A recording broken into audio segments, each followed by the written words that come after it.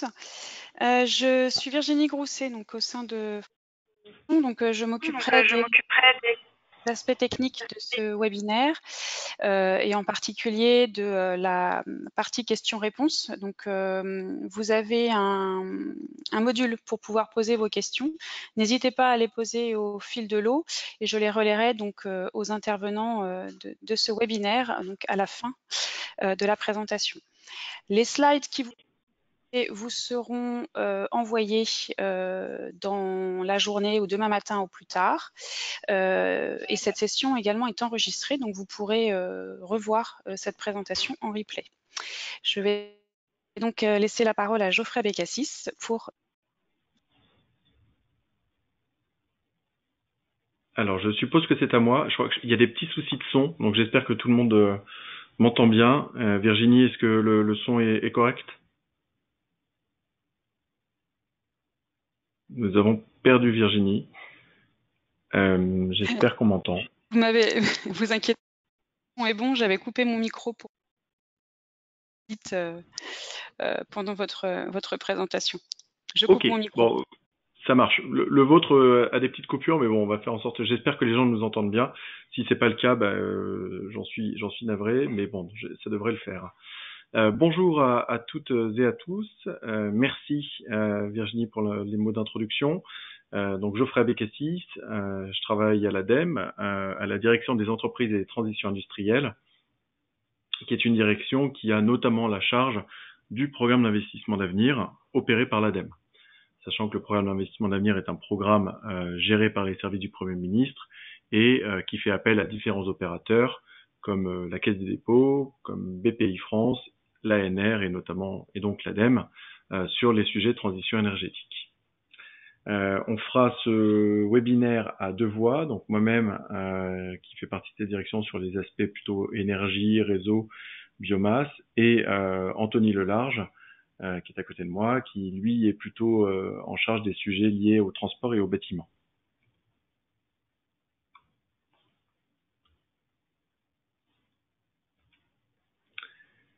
On va commencer par un petit mot pour vous donner voilà quelques informations sur l'ADEME en tant qu'opérateur du PIA.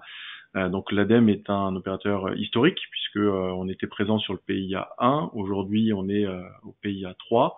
Les PIA 1 et 2, donc sur les 8 premières années, ont donné lieu à plus de 80 appels à projets qui ont été lancés, mais c'est surtout 2,5 milliards d'euros qui ont été engagés dans ces 8 années, 2,5 milliards d'euros d'aides, donc principalement des aides d'État, donc de l'avance remboursable et de la subvention, et pour une partie un peu plus mineure, et on y reviendra en fin de webinaire, par des prises de participation directement, soit dans des structures, enfin dans des sociétés, soit dans des sociétés projets.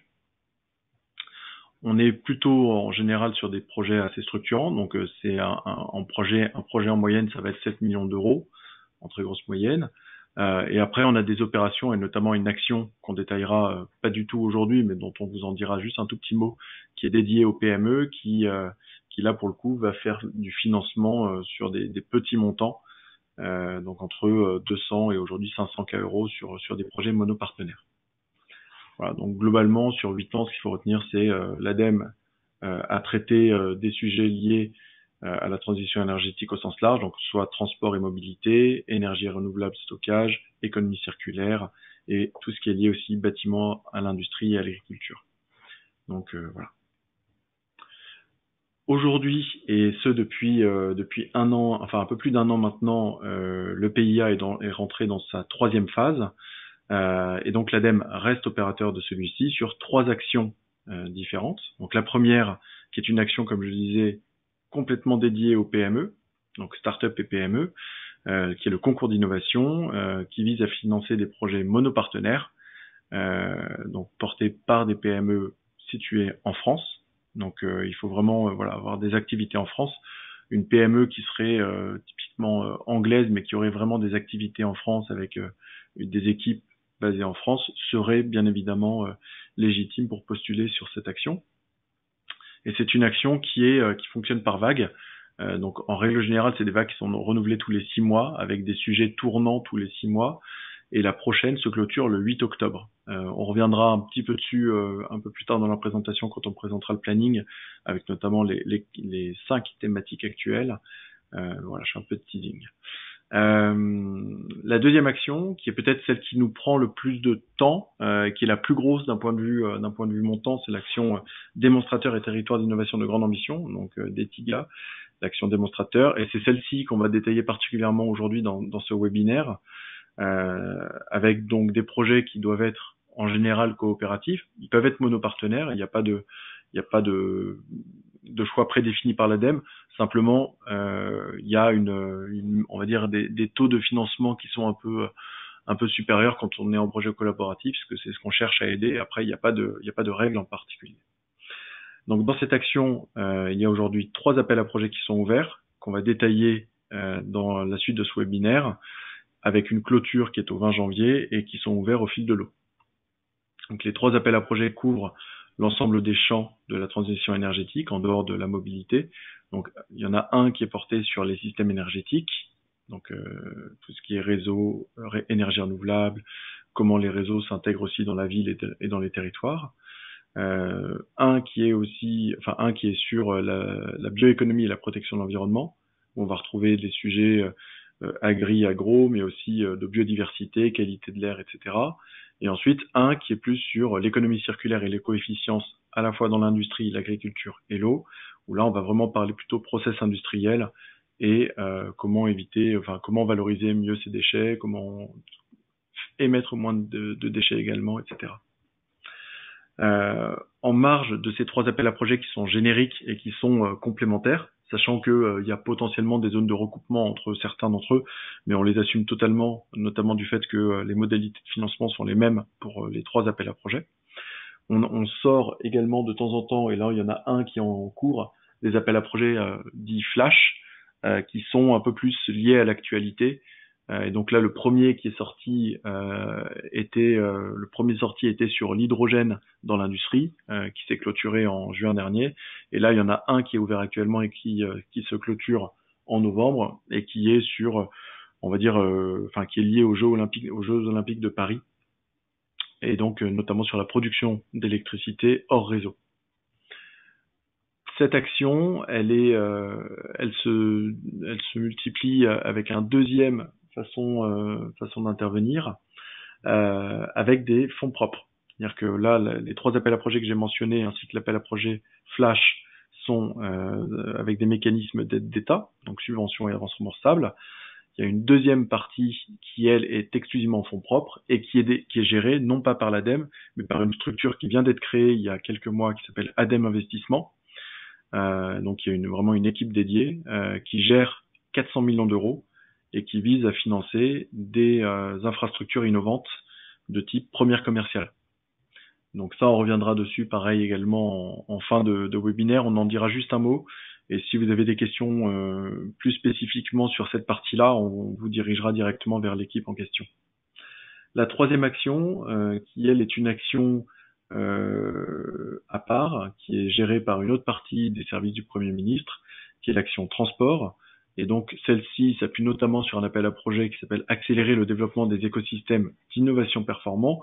Donc au-delà de ce nom un petit peu barbare, ce qu'il faut retenir, c'est que c'est un appel à projet qui vise à valoriser les produits de la recherche dans les laboratoires publics et les amener vers les industriels.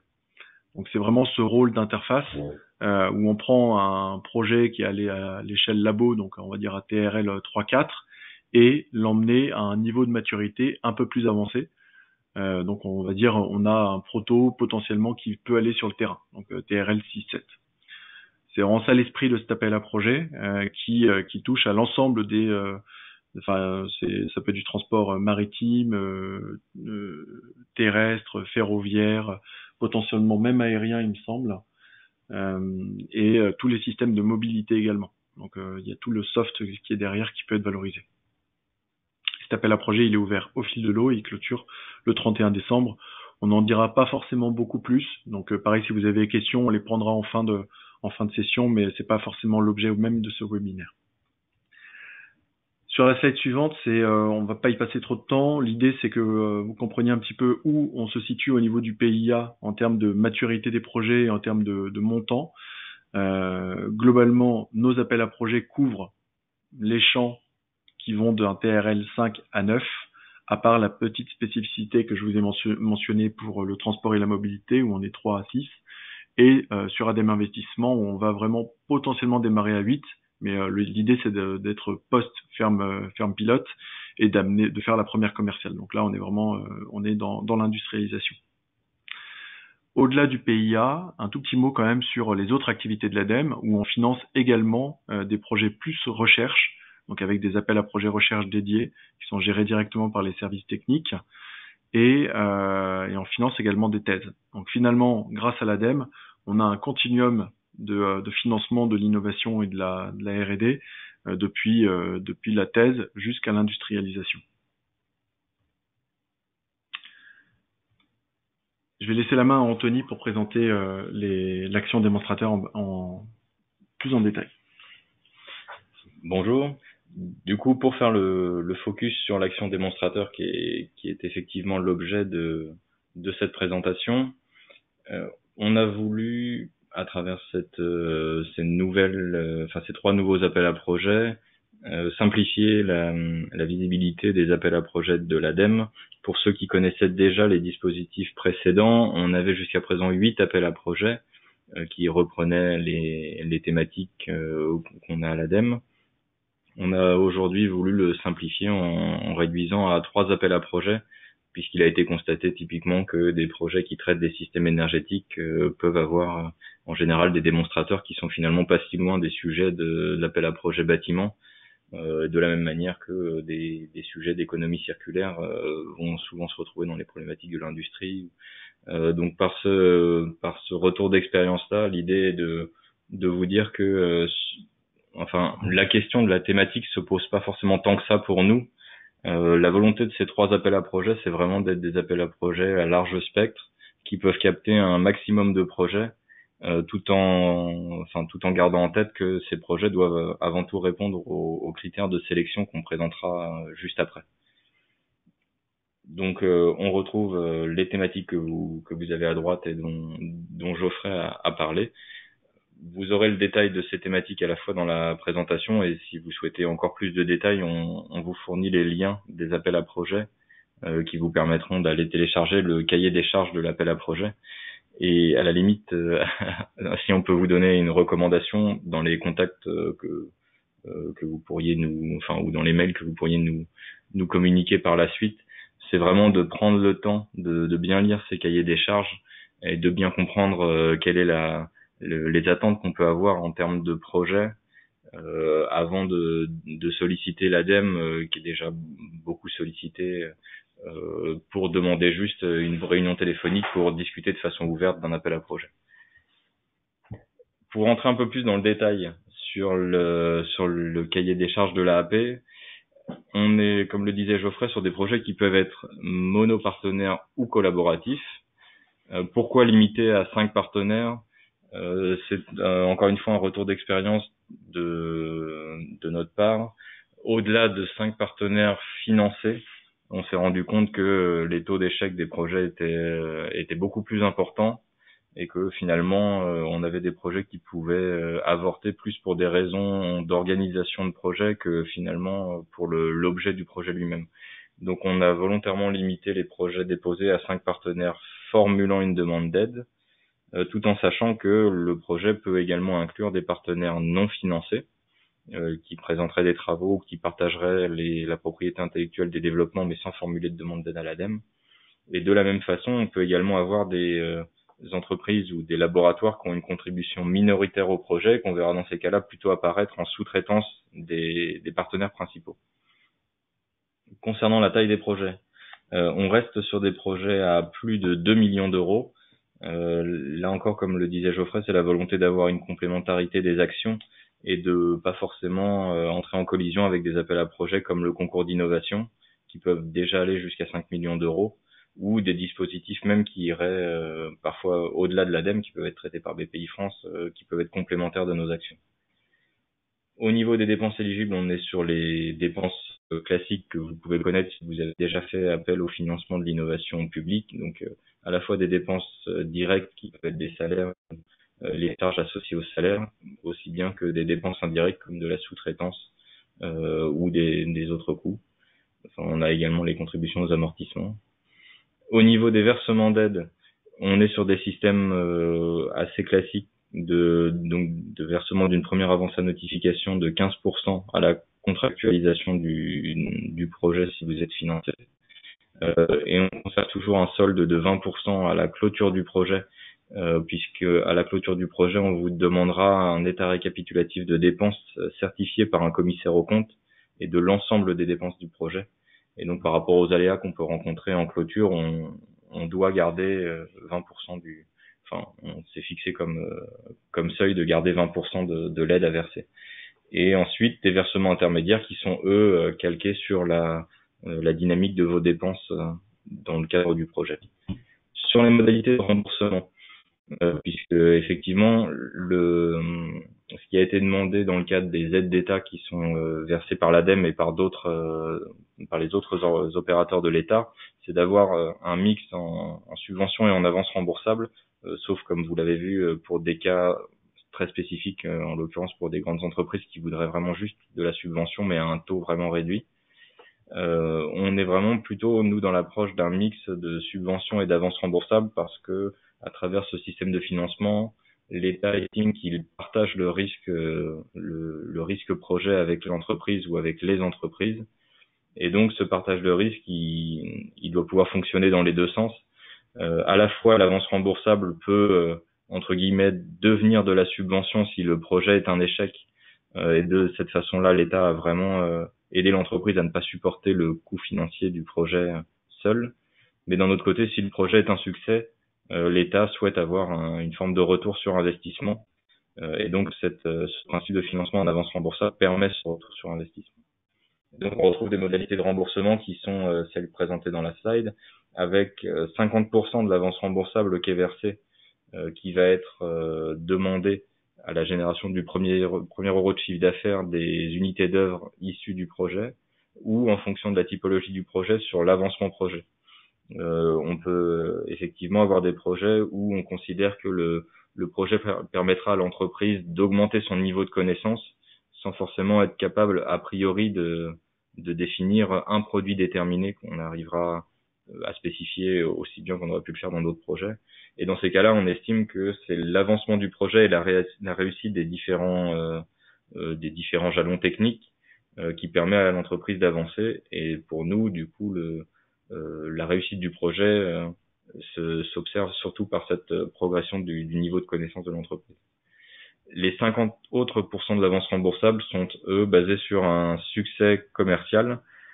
Donc ce seuil de succès commercial est défini sur la base des informations financières de business plan prévisionnel que vous nous fournissez. Bien évidemment, en fonction de ce que vous nous proposez et des hypothèses que vous nous indiquez dans le dossier, on sera amené à challenger le business plan que vous mettez dans le dossier. C'est pour ça qu'on attend surtout finalement dans le dossier d'avoir le détail des hypothèses que vous prenez pour aboutir à ces chiffres prévisionnels.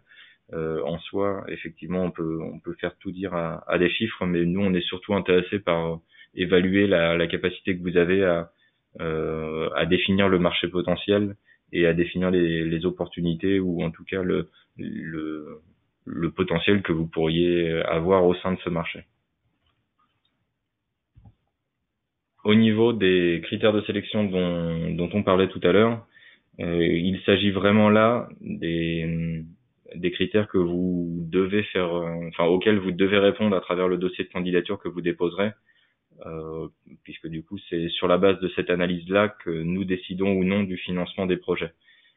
Avant tout, on reste, comme le disait Geoffrey, sur des projets qui sont en amont de l'industrialisation des solutions ou en amont de la commercialisation, et donc on doit avant tout observer le caractère innovant des solutions que vous développez. Alors bien évidemment, l'innovation elle peut se percevoir de différentes façons. On n'est pas non plus là pour faire du technologie push. On n'est pas là que pour pousser des solutions qui n'auraient pas de marché, Donc l'innovation, elle s'observe aussi par rapport au secteur dans lequel vous évoluez et aux besoins réels du marché. Donc on peut parfois aussi avoir des projets qui présentent des innovations fortes sur les dimensions organisationnelles ou même pourquoi pas des problématiques de sciences humaines et sociales qui peuvent aussi être intéressantes pour nous. Sur l'impact socio-économique du projet, c'est également un point qu'on regarde particulièrement, puisqu'encore une fois, l'objectif de ces appels à projets n'est pas de développer des solutions en laboratoire qui n'auront pas d'intérêt pour des solutions applicatives par la suite. Donc on sera très intéressé par avoir les débouchés économiques de votre projet, mais également les impacts que votre projet peut avoir sur les aspects sociaux, sociétaux, et bien évidemment ça m'amène aux impacts que votre projet peut avoir sur l'aspect environnemental. Alors du coup on encadre cet aspect environnemental par le nom un petit peu barbare d'éco-conditionnalité. Quand vous irez sur les liens des appels à projets, vous trouverez un document qui s'appelle la synthèse d'éco-conditionnalité, où vous retrouverez tous les éléments qu'on regroupe sous ce titre. Et donc vous avez l'ensemble des éléments qui pour nous sont importants en termes d'impact environnementaux, donc qui peuvent être la qualité de l'eau, la qualité de l'air, ce genre de choses. On ne demande pas à un projet qu'il soit bénéfique sur l'ensemble de ces points. On veut juste que vous puissiez nous proposer votre analyse sur l'impact de votre projet sur quelques-uns de ces points ou parfois même sur un seul de ces points. Donc l'idée c'est que à partir du moment où votre projet peut améliorer un de ces points, potentiellement il peut être éligible à notre appel à projet, enfin à nos appels à projet. Et enfin le dernier point que l'on regarde, la capacité du consortium à mener le projet, c'est donc finalement c'est le titre parle de lui-même, mais on évalue la capacité que votre consortium ou votre entreprise aura à mener à bien l'ensemble des tâches qui sont présentées dans le dossier. Et ça peut être à la fois sur l'aspect organisationnel avec les ressources humaines que l'entreprise possède, ou également sur l'aspect financier, puisque on reste dans la réalité de l'entreprise et vous, au-delà du projet d'innovation, vous avez des projets des projets commerciaux à réaliser avec des attentes de chiffre d'affaires chaque année et des besoins structurels récurrents. Donc nous, on étudiera la capacité que votre société peut avoir à mener de front un certain nombre d'activités qui sont à la fois des activités courantes pour vous et des activités de recherche. Et enfin, le dernier point qui peut vous aider dans la réalisation de votre dossier ou dans vos réflexions, c'est le fait d'aller voir les pôles de compétitivité, ou en tout cas le pôle de compétitivité qui est le plus proche de votre activité, pour avoir un accompagnement sur le montage du dossier ou la labellisation de ce dossier, qui est pour nous un gage que votre projet a été regardé par d'autres personnes et des personnes qui sont a priori expertes de leur secteur d'activité. Et du coup, on travaille régulièrement avec les pôles de compétitivité sur ces sujets-là. On va rentrer un peu plus encore dans chacun des appels à projets. L'idée, c'est que vous compreniez un petit peu quelle est la mécanique derrière, sachant que, comme l'a dit Anthony, le sujet est moins important que la typologie de projet attendue. Autrement dit, si votre projet est innovant, traite d'une problématique de transition énergétique au sens très large et a du potentiel de business et de réplication, alors il trouvera sa place quelque part dans nos différents appels à projets. Je pense que c'est vraiment ce qu'il faut retenir. Il ne faut pas forcément s'attacher trop à regarder est-ce que je suis dans l'axe 1, l'axe 2, l'axe 3. Ce qu'il faut vraiment garder à l'esprit, c'est cette logique-là de est-ce que j'ai un impact environnemental, est-ce que c'est innovant et est-ce que j'ai un potentiel de marché. C'est vraiment ce triptyque-là qu'il faut garder à l'esprit. Quoi qu'il en soit, on a quand même des appels à projets, donc je vais vous les présenter. Le premier, c'est l'appel à projet système énergétique ville et territoire durable, qui vise quelque part à atteindre un des objectifs que s'est fixé le gouvernement il n'y a pas très longtemps, à savoir la neutralité carbone. Pour ça, il faut qu'on décarbone l'ensemble des systèmes énergétiques et de la production aux usages, vraiment sur l'intégralité de la chaîne. Et donc pour ça, les systèmes énergétiques ils doivent nécessairement intégrer davantage de production renouvelable, être plus flexibles. Donc là, on a tous les sujets autour des smart grids, être plus participatifs. Donc on a les sujets aussi autour de l'acceptabilité sociale des solutions qu'on veut mettre en œuvre. Et on a vraiment un focus particulier sur ce point-là, notamment sur les sujets liés au smart grid, liés à l'intégration du renouvelable, parce que c'est souvent on a une approche très techno, très scientifique, mais il faut nécessairement l'accompagner potentiellement, d'un laboratoire de recherche en ergonomie ou en sociologie pour aussi intégrer ces sujets-là. Être plus interconnecté entre énergies. On voit de plus en plus de projets qui viennent gérer à la fois du gaz, de l'élec, de la chaleur, du froid, qui viennent faire de l'hydrogène pour ensuite refaire de l'électricité, donc tous les power to X, etc.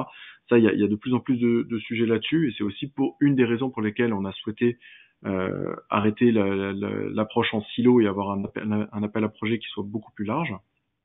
Et enfin, c'est dans cette même dynamique, toujours être davantage interactif avec les usages, et notamment dans l'intégration avec les villes et les territoires.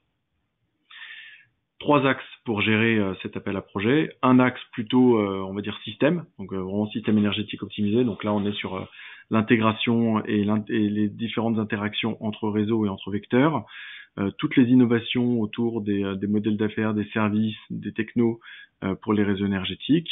Ensuite, on a une brique plutôt énergie renouvelable avec à la fois le développement de services et le développement de briques, donc que ce soit dans l'optimisation, dans le pilotage, le dimensionnement, etc. Mais également dans tout ce qui est vraiment plus soft avec les nouveaux modèles d'affaires qu'on pourrait voir avec les énergies renouvelables, les nouveaux usages.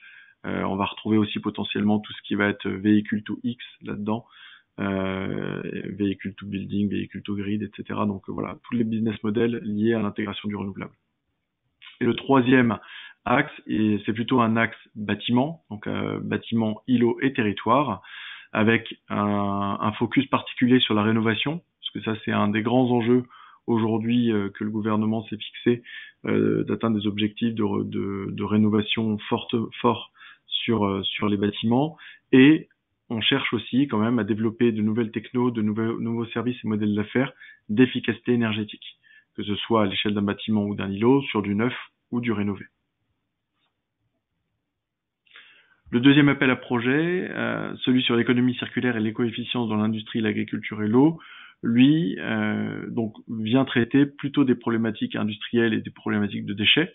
Donc ça vise à développer de nouveaux produits techno et modèles d'affaires ou des services. Ça c'est quelque chose qui est assez important. C'est notre vision de l'innovation, elle n'est pas nécessairement technologique.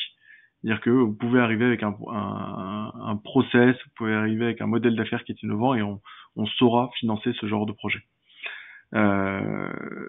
Et donc ces projets doivent permettre de concrétiser le passage d'un modèle d'économie économique linéaire, en gros fabrique, consommer, jeter, à un modèle circulaire. Ça c'est vraiment l'objectif même de cet appel à projet.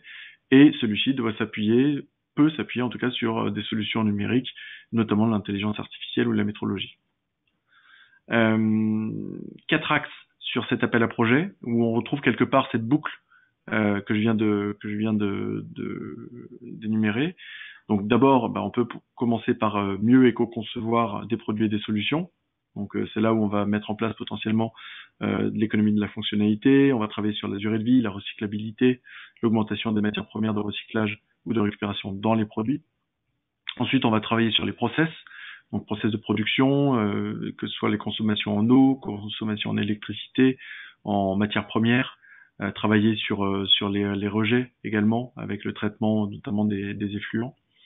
Ensuite, on va chercher à optimiser la ressource secondaire et à prévenir la production de déchets. Donc là, c'est vraiment sur la collecte, le tri, la préparation et la valorisation des matières pour, in fine, possiblement la réintégrer dans la boucle de production.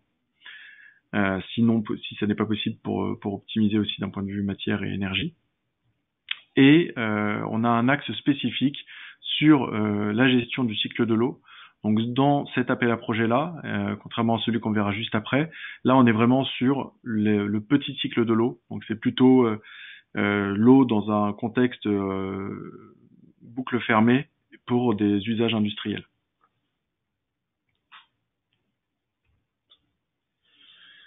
Le dernier appel à projet de ces 3 appels à projet génériques, c'est un appel à projet sur la bioéconomie et la protection de l'environnement. Donc là, on est vraiment lié à l'ensemble des problématiques liées au vivant.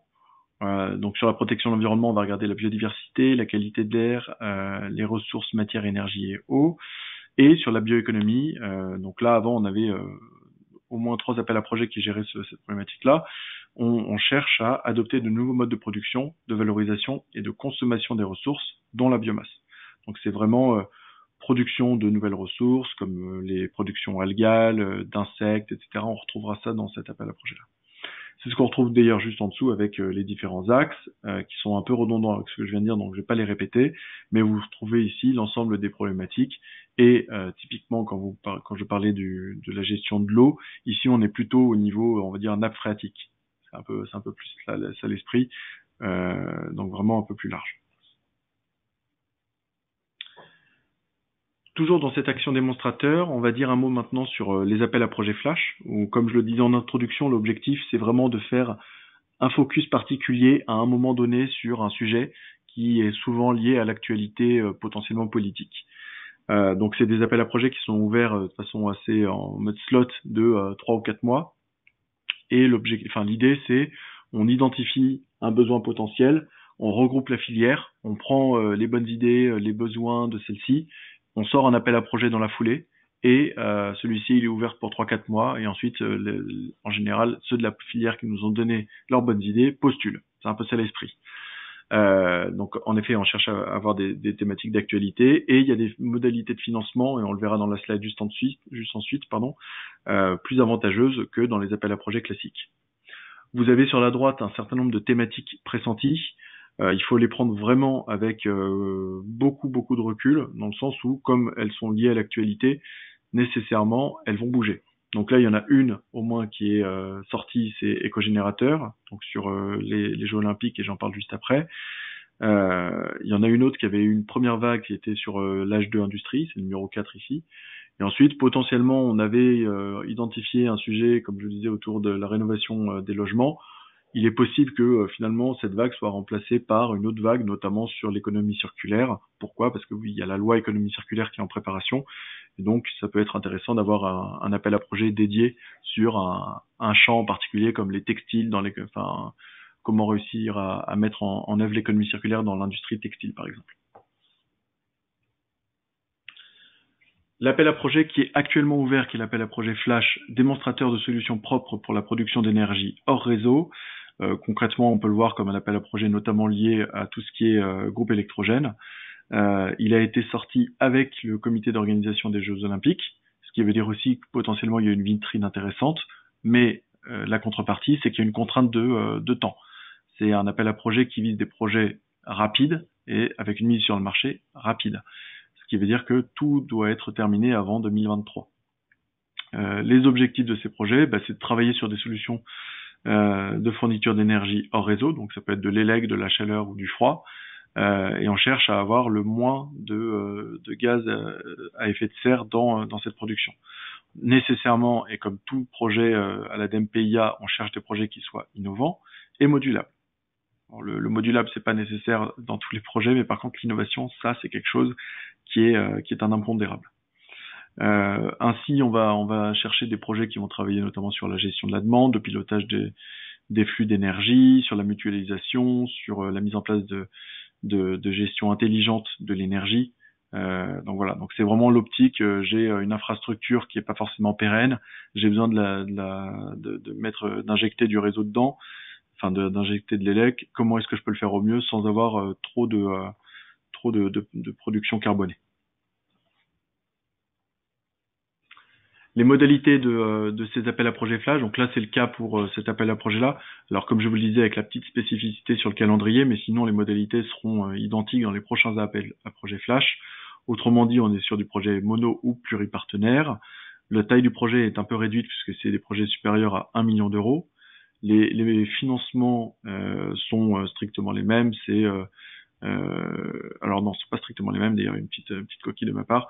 Les financements sont donc on n'offrira pas d'aide pour des grandes entreprises avec des aides inférieures à 200K euros.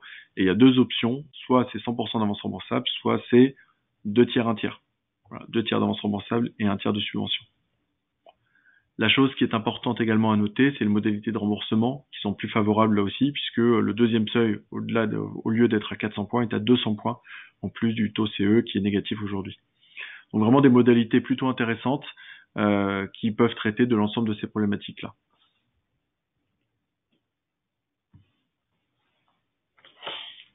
Alors cette slide est plutôt faite pour vous donner comme la slide que Geoffrey a pu présenter avant, une vision un peu globale des actions en cours à l'ADEME.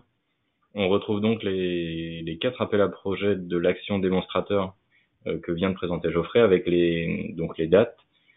Alors pour être tout à fait clair, vraiment quand on met au fil de l'eau, ça signifie bien que les projets peuvent être déposés n'importe quand durant la période d'ouverture de l'appel à projet et que votre projet sera également analysé au fil de l'eau.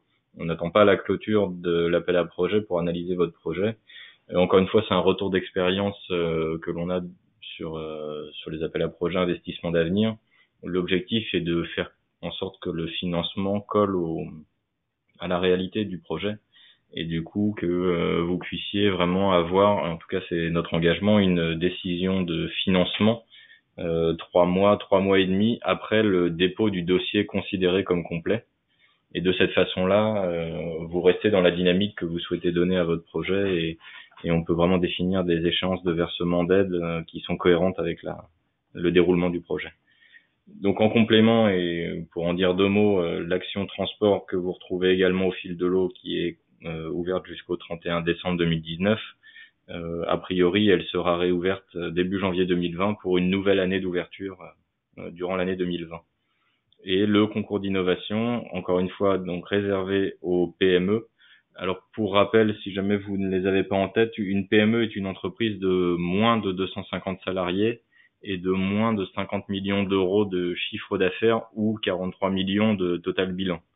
Et si vous vous posiez la question pour les ETI, puisqu'on a ce type de financement pour les gros appels à projets démonstrateurs, on est sur des entreprises de moins de 4999, enfin de moins de 5000 salariés et un chiffre d'affaires de moins de moins de, alors c'est 1 milliard ou 10 milliards, bon, à vérifier. Mais voilà, du coup, ça vous donne les ordres de grandeur pour positionner votre entreprise entre PME, ETI et grande entreprise. Et donc pour cette action concours d'innovation, pour revenir à ça, on est effectivement là sur la dernière ligne droite du concours d'innovation vague 4 avec la clôture qui a lieu le 8 octobre. Donc il est encore temps de déposer les dossiers si vous le souhaitez, puisque là pour le coup tous les dossiers sont instruits en même temps. C'est le principe d'un concours, de recevoir du coup l'ensemble des dossiers d'un coup et d'évaluer les meilleurs dossiers parmi les dossiers déposés avec une contrainte budgétaire fixée.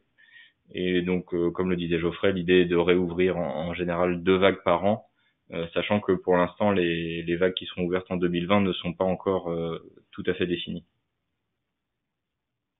Et enfin, pour terminer, un dernier mot sur ADEME Investissement, donc qui est une action un peu différente puisqu'en termes de fonctionnement, on n'est pas sur de l'aide d'État, on n'est pas sur de la subvention ou de l'avance remboursable, mais bien une prise de participation au capital d'une société. A priori, on est là, plutôt pour intervenir sur des sociétés, des SPV, donc des sociétés dédiées de projets créés pour un besoin spécifique, avec l'idée d'investir en actionnaire minoritaire. ADEME Investissement est plutôt là pour créer un effet d'entraînement auprès des investisseurs privés et pouvoir fournir une certaine analyse d'un projet tel que peut l'être un projet d'innovation pour permettre aux investisseurs privés d'aller sur ces sujets-là. On reste sur des sujets pour le coup d'infrastructure, avec l'idée de réaliser à travers ces projets-là une première commerciale qui est capable de permettre à l'entreprise de démontrer la réalité commerciale du projet qui est mené. On est bien évidemment, comme on est à l'ADEME, sur les sujets de transition écologique et énergétique, avec les ordres de grandeur de fonds que vous pouvez voir, donc 3 à 5 millions d'euros avec un maximum à 40 millions. Et voilà. Au final, on est effectivement également en capacité d'aller sur des sujets à l'export, mais comme le disait Geoffrey, et c'est valable pour l'ensemble de nos actions, on n'aidera que des sociétés, enfin, ou en tout cas des filiales qui sont fiscalement domiciliées en France. Et enfin, donc vous retrouverez sur les 2 dernières pages l'ensemble des liens et des contacts mail sur les différents dispositifs. Le concours d'innovation est coopéré par l'ADEME et BPI-France, raison pour laquelle vous trouvez 2 adresses et 2 liens, sachant que BPI-France et l'ADEME se partagent les thématiques qui existent au sein du concours d'innovation. France Agrimaire opère également effectivement une des thématiques du concours d'innovation.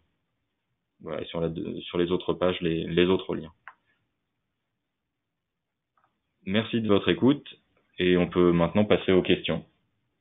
Très bien. Alors, j'ai une première question concernant le financement des projets. Y a-t-il une durée minimum et maximum pour dépenser les montants alloués? Alors, il n'y a pas de durée maximum ou minimum d'un projet. Par contre, on a des tranches. C'est-à-dire qu'en règle générale, un projet, nous on est sur des projets d'innovation qui visent en fin de projet d'être sur le marché. Donc on démarre en général à un TRL6 et on souhaite finir à 9. Pour ça, il faut un petit moment. Donc en général, on a des projets qui vont durer entre 3 et 5 ans. Dans quelques cas spécifiques, notamment dans des projets biotech qui sont qui peuvent être longs à développer, on acceptera des projets un peu plus longs. Mais en règle générale, on a cet ordre de grandeur là. Voilà, des projets entre 3 et 5 ans. Ça peut être un peu plus court, mais ça peut être un peu plus long. Mais voilà, c'est la règle, c'est plutôt ça. Et la durée, elle est définie a priori par le consortium ou l'entreprise qui dépose le projet, et puis en accord avec l'analyse de l'ADEME. Et donc la convention de financement stipulera une durée de projet pendant laquelle le projet doit se réaliser et l'aide traversée. Et si jamais le projet devait connaître des évolutions en termes de planning, ces évolutions seront analysées pour décider si le financement est continu ou non au vu de ces évolutions. Très bien, merci. Les aides allouées peuvent-elles être allouées à des organismes de recherche? Oui, tout à fait. En fait, donc nous, je veux dire qu'on a un prisme entreprise parce que c'est l'objet même du programme d'investissement d'avenir de réussir à générer de la croissance et de la valeur dans les entreprises, dans le sujet de la transition énergétique et écologique. Pour autant, et notamment quand on a des consortiums, on aime bien avoir un laboratoire public ou plusieurs ou un EPIC comme le CEA, le BRGM, etc. Et on en a souvent. Ça, c'est des choses qui sont pour nous de l'ordre de, enfin, c'est plutôt des éléments de réassurance.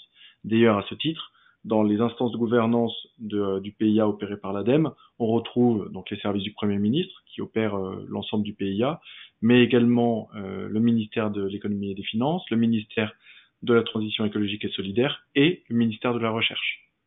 Et donc, on souhaite bien évidemment, dans la mesure du possible, avoir des laboratoires de recherche qui soient présents dans les consortiums. Et lorsqu'ils sont présents, ils sont financés à 100% de leurs coûts marginaux.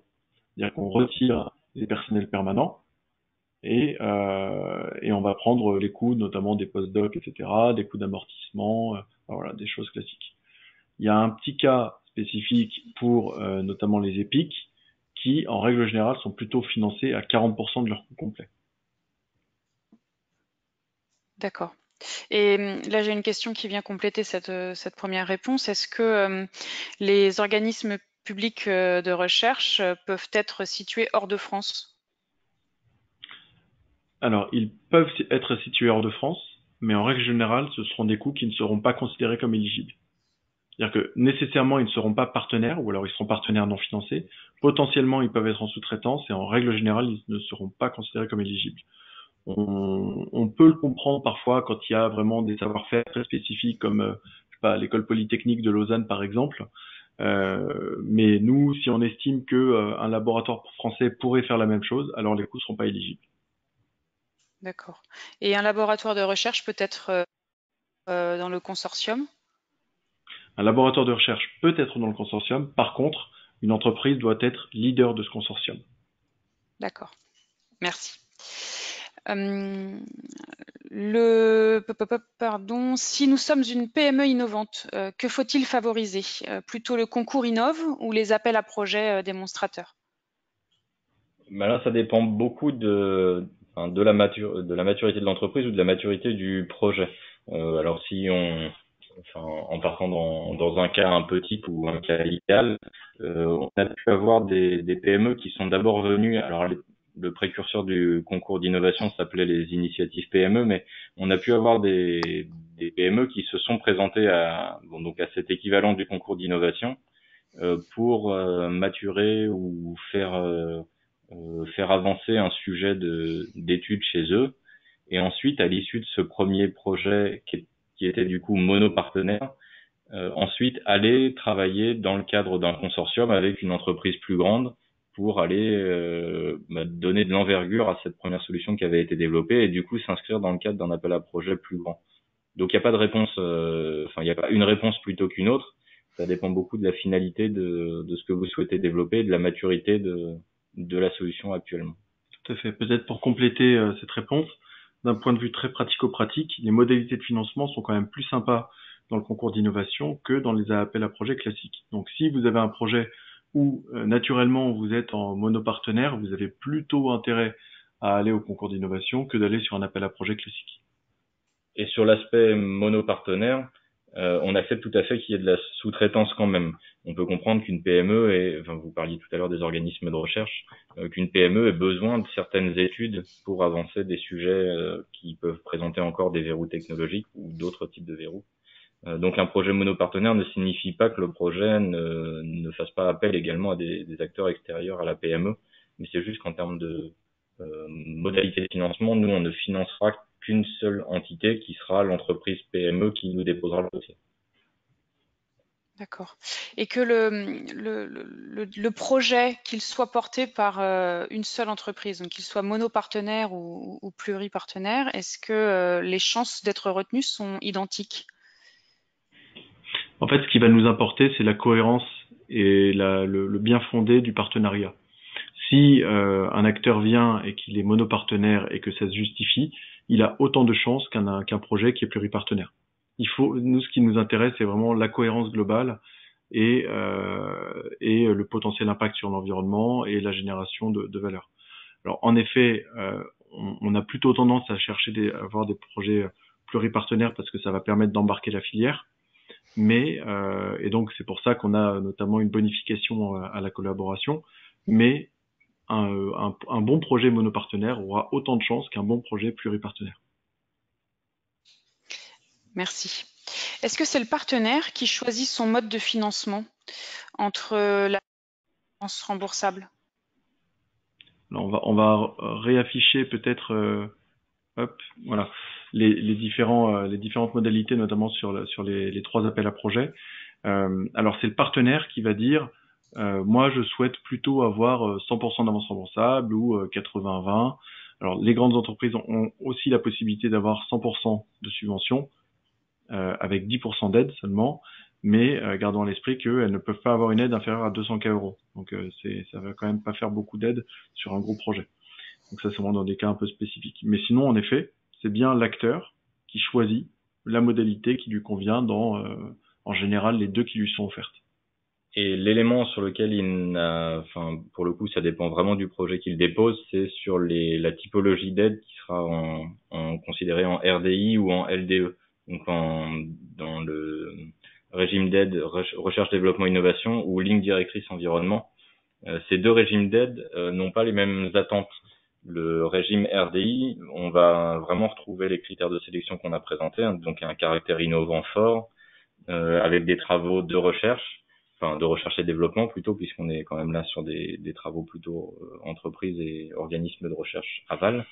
Par contre, le LDE est une approche différente, puisque l'idée est de dire que la Commission européenne autorise les États membres à aider des entreprises si elles réalisent des projets qui permettent d'aller au-delà des normes ou des règlements en vigueur. Donc théoriquement, typiquement, si vous souhaitez réaliser un bâtiment qui va largement au-dessus des normes en vigueur actuellement, ces choses peuvent être financées sous le régime du LDE.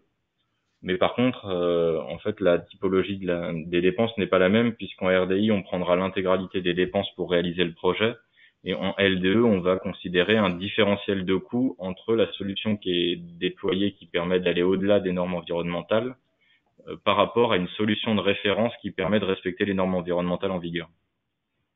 Voilà. Mais donc ça, c'est des échanges qu'on a souvent en pré-dépôt avec les entreprises.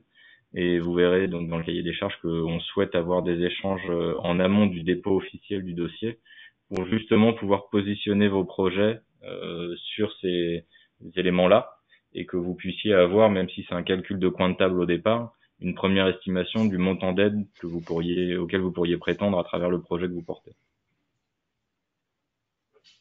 Merci. Dans quel cadre un projet démonstrateur batterie stationnaire trouverait sa place parmi les différents appels à projets qui sont proposés? Alors, quelque part, comme je le mentionnais, la thématique importe moins que la cohérence globale du projet. Toutefois, un projet batterie stationnaire, en règle générale, en fait, ce qui va nous intéresser, c'est de savoir où est logée l'innovation. Est-ce que l'innovation est plutôt sur les services apportés potentiellement par cette batterie qui serait développée, notamment faire du service système, etc. Si on vient faire du service système, c'est que on est dans une logique plutôt réseau, donc ce sera système énergétique, ville et territoire durable. Si on est sur un projet de réutilisation de batteries de deuxième vie de Renault Zoé par un énergéticien pour faire du stockage stationnaire, à ce moment-là, on sera peut-être plutôt en économie circulaire. Mais encore une fois, c'est peu importe quelque part. C'est pas vraiment le sujet. Le sujet, c'est est-ce que c'est innovant, est-ce que c'est un projet cohérent, consistant, qui a un fort impact environnemental et un gros potentiel de business. Merci. Je vais revenir sur les modalités de financement là, que vous avez affichées. Comment savoir si on va tomber dans la ligne directrice environnement ou bien la RDI? Est-ce que c'est le candidat qui fait le choix ou est-ce que c'est l'ADEME qui définit cela au vu du dossier? Alors, le candidat ne fait pas le choix, puisque là-dessus, on s'adosse vraiment sur un régime d'aide européen. Ce qu'il faut garder à l'esprit, c'est que 90 ou à 95% des projets qu'on finance sont plutôt des projets en RDI.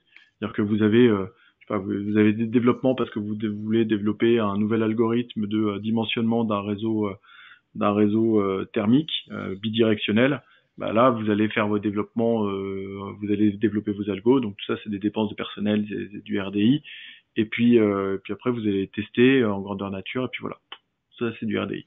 Le LDE, c'est vraiment comme Anthony le précisait, c'est quand on vient avec du CAPEX. Donc c'est que de l'aide au CAPEX sur un projet qui va au-delà de la réglementation en vigueur. Donc sur un bâtiment, on peut retrouver ça sur une usine potentiellement, notamment une usine de traitement des déchets où on prendrait comme base une usine classique et là vous venez amener une innovation un peu plus intéressante qui a un surcoût et nous on vient aider le surcoût.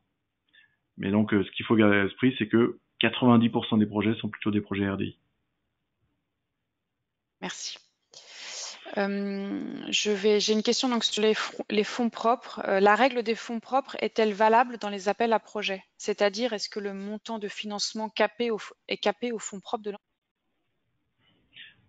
Alors c'est pas tout à fait. Alors la réponse est oui, mais ça mérite une précision dans le sens où les fonds propres, l'aide est capée pas par rapport aux fonds propres, elle est capée dans l'absolu. Par rapport au montant d'aide, au montant du projet, on vient prendre un taux d'aide. Par contre, nous, on ne pourra pas verser une aide au-delà des fonds propres. C'est-à-dire que c'est pas à l'instant T, au début du projet, qu'il faut avoir les fonds propres, c'est sur l'intégralité de la durée du projet. Donc si vous avez que 40% des fonds propres au début, mais que vous arrivez à un plan de financement qui est crédible et qui nous montre que en fin de projet, vous aurez bien le 1,5 million qu'il vous faut pour toucher la dernière tranche, c'est pas un problème. Donc c'est vraiment une question plutôt de crédibilité du plan de financement que est-ce que vous avez le 1 pour 1 dès le début du projet. Très bien, merci. Quel est le maximum de sous-traitance pour un organisme de recherche dans ses coûts marginaux? Il n'y a pas de maximum. On est particulièrement vigilant au-delà de 30%. Et ce qui va nous intéresser, c'est à qui est faite la sous-traitance. Est-ce qu'on est vraiment dans le cadre d'une sous-traitance ou est-ce que c'est une pseudo-sous-traitance déguisée où le partenaire qui est sous-traité mériterait d'être partenaire tout court. Là, sur ces sujets-là, on parle plus d'une analyse qualitative que quantitative. Effectivement, si on retrouve un taux de sous-traitance qui est très élevé, la question naturelle, c'est de dire que finalement l'innovation n'est pas tant portée par le partenaire que par le sous-traitant. Et du coup, il n'y a pas de raison de financer ce partenaire qui ne porte finalement plus grand-chose dans l'innovation. Donc, un peu comme pour l'histoire des fonds propres, où on fait finalement une analyse complète financière de la société, plus que de ses fonds propres à l'instant T. Tous ces éléments-là relèvent de l'analyse qualitative et, comme disait Geoffrey, d'une forme de contrôle de cohérence globale entre l'ambition du projet et les moyens que l'entreprise souhaite mettre au service du projet.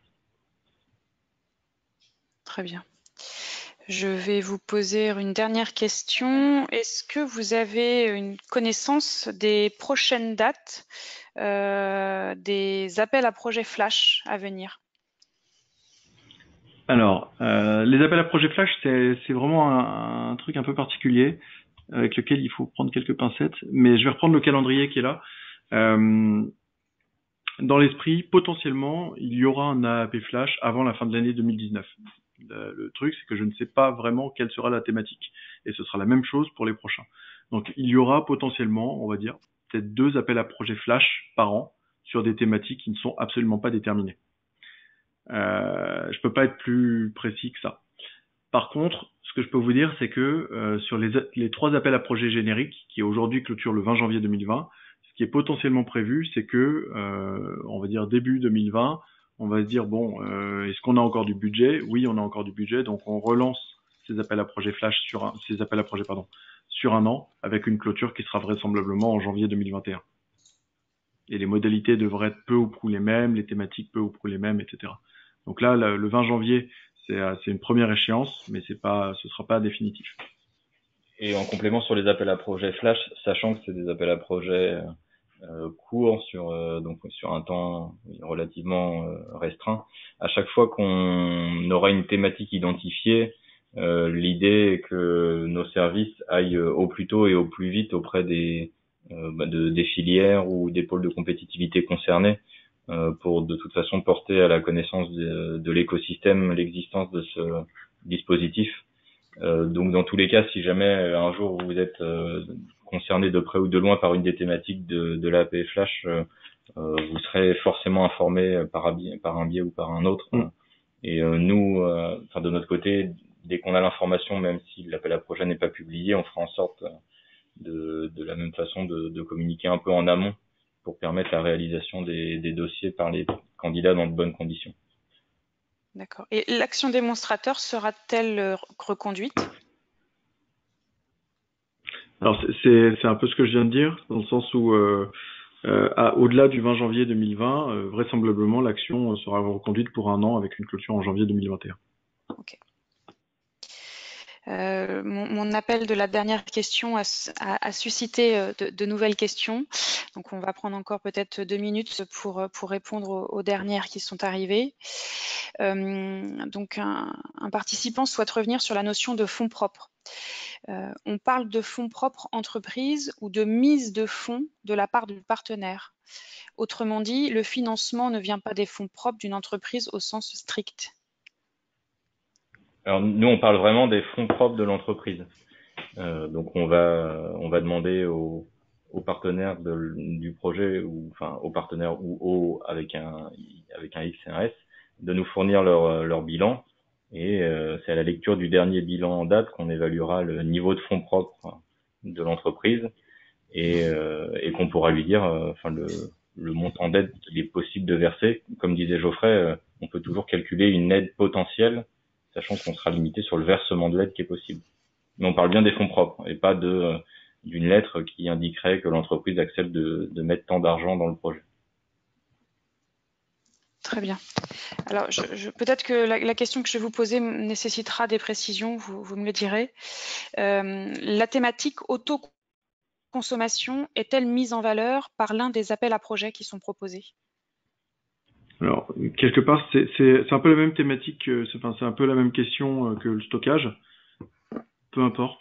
Enfin, elle est mise en valeur, oui, elle est mise en valeur dans. Alors, quand même, enfin, si remarque sur ce sujet-là, c'est quand même plutôt système énergétique et territoires durables, parce qu'on a rejoint toutes les thématiques liées au bâtiment et au réseau, etc. Donc, oui, sur l'autoconsommation, ce sera plutôt système énergétique et territoires durables. Maintenant, si on vient faire de l'autoconsommation pour optimiser un process industriel, potentiellement, ce sera dans la AP économie circulaire et coefficience dans l'industrie. Mais c'est pas, encore une fois, c'est pas vraiment le sujet. Très bien. Merci. Écoutez, je vous propose de clôturer ce webinaire et je vous laisse le mot de la fin à tous les deux. Bah écoutez, merci beaucoup en tout cas d'avoir participé à ce webinaire. On espère que les éléments qu'on vous a fournis étaient suffisamment clairs. Bien évidemment, on reste à votre disposition si vous avez des questions plus spécifiques ou s'il y a des sujets que vous souhaitez pas forcément aborder devant l'ensemble des personnes qui étaient présentes. Donc voilà, vous avez nos contacts, notamment en fin de présentation. On est assez réactifs, on est une petite équipe, donc voilà, on se parle tous ensemble et ça avance bien. Donc n'hésitez pas. Si par contre, enfin comme le disait Anthony, c'est pas à prendre avec des pincettes. Lisez d'abord les appels à projets et si vous n'avez pas les réponses dedans, contactez-nous. Mais nous demandez pas les modalités d'aide par téléphone, quoi. Ça va être un peu long. Merci, très bonne journée à tous. Au revoir. Merci. Excellente journée également. Au revoir. Au revoir.